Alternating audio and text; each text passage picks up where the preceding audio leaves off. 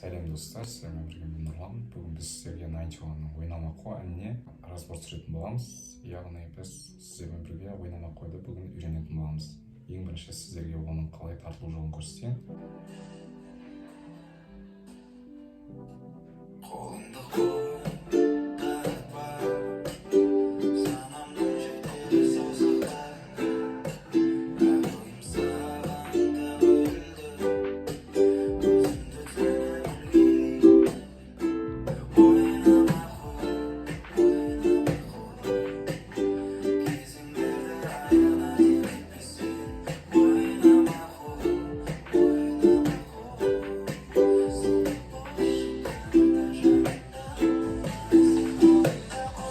Біз былай қарап тұрсақ, ойнамаққа әнінде қиындықтар жоқ. Бұл әнде бізде қолданылатын 4 аккорд бар, ол ДМ, G, C және AM.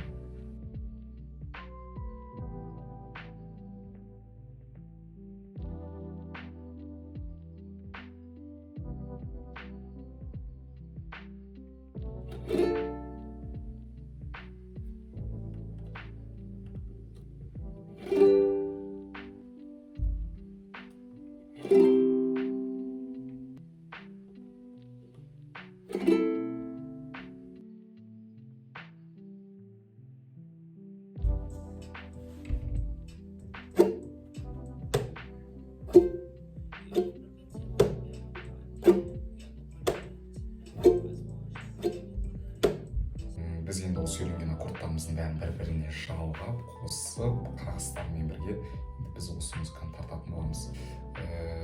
Ең бірінші бастаған кезде қолымды қой деген жерін бірінші аккордсыз ештемесіз тартатын боламыз.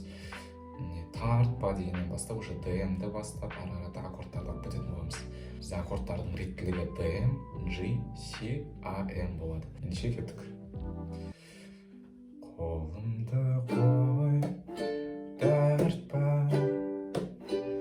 санамның жіптері саусақтарында, әр ойым сағанды үйлі, өзімді түсініп білгелеген әуелі. Ойнама қой, ойнама қой. Осымен біздің укулеледе ойнамаққа әніміздің обучениесі аяқталды.